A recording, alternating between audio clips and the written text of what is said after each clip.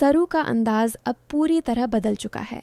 जैसे ही वह आखिरकार डिप्टी कलेक्टर बनती है, वह सीधे तारा से मिलने जाने वाली है। और यकीन मानिए, सरू को इस नए अवतार में देखकर तारा ही नहीं, पूरा परिवार हैरान रह जाएगा। दोस्तों, आने वाली कहानी में एक बड़ा लीप दिखाया जाएगा और इसके साथ ही शुरू होगा एक दमदार धमाकेदार ट्रैक। आपने देखा ही है कि अब सरू को आखिरकार यह सच्चाई पता चल चुकी है कि चंद्रकांत ही उसके पिता हैं। वही पिता जिनके साथ वह इतने समय तक एक ही घर में रही, लेकिन सच से अनजान रही। सोचिए, कितनी अजीब बात है। पिता सामने थे, परिवार पास था, लेकिन किस्मत ने सच को छुपाए रखा। लेकिन कहते हैं ना, सच ज़्यादा देर तक छुपा नहीं रहता। भगवान ने भी आखिरकार सरू के सामने सच्चाई रख ही दी। जब सरू उस स्टैचू को देखती है और समझ जाती है कि यह उसकी माँ गौरी है, तो वह पल बेहद इमोशनल हो जाता है। सरू खुद को संभाल नहीं पाती, लेकिन तभी वीडियो कॉल के जरिए उसकी माँ उसे समझाती है कि अभी सच बाहर आना खतरे से खाली नहीं है। अगर सच्चाई सामने आई तो उसकी जान को खतरा हो सकता है। माँ की बात सुनकर सरू एक कदम पीछे ज़रूर हट जाती है, लेकिन वह यह नहीं भूलती कि वह यहाँ किस मकसद से लौटी है। अब सरू के पास दो साफ साफ लक्ष्य रह गए हैं। पहला, अपने सपने को पूरा करना, यानी डिप्टी कलेक्टर बनना। और दूसरा, अपनी माँ को इंसाफ दिलाना, उसे इस घर में उसका हक और इज्जत वापस दिलाना और उसे फिर से इस परिवार का हिस्सा बनाना।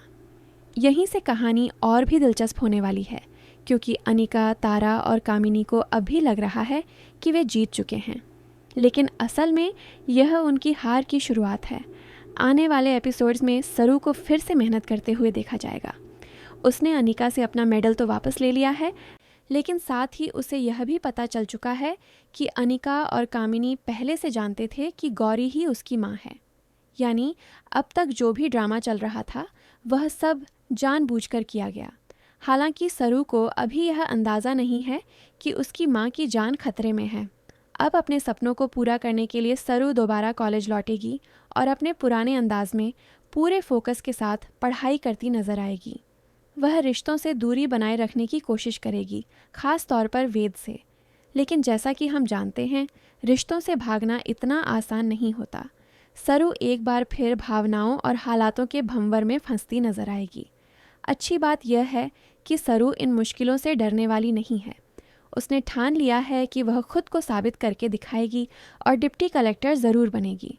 इस सफ़र में वेद भले ही खुलकर सामने न आए, लेकिन वह कहीं न कहीं सरू का साथ देता नजर आएगा और यही बात तारा को फिर से गुस्से से भर देगी।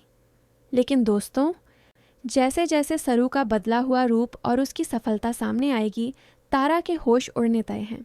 अब सवाल यह है, क्या सरू अपने दोनों मकसद पूरे कर पाएगी? क्या उसे अपनी माँ को इंसाफ मिलेगा? और क्या वेद और सरू की कहानी को एक नई शुरुआत मिलेगी? आप इस ज़बरदस्त ट्विस्ट को लेकर कितने एक्साइटेड हैं? हमें ज़रूर बताइए। क्या आप चाहते हैं कि सरू जल्द से जल्द डिप्टी कलेक्टर बने और वेद के साथ उसकी ज़िंदगी में फिर से खुशियाँ लौटें? अपनी राय कमेंट में शेयर करें और टीवी की ऐसी ही लेटेस्ट और भरोसेमंद अपडेट्स के लिए चैनल को सब्सक्राइब करना मत भूलिए।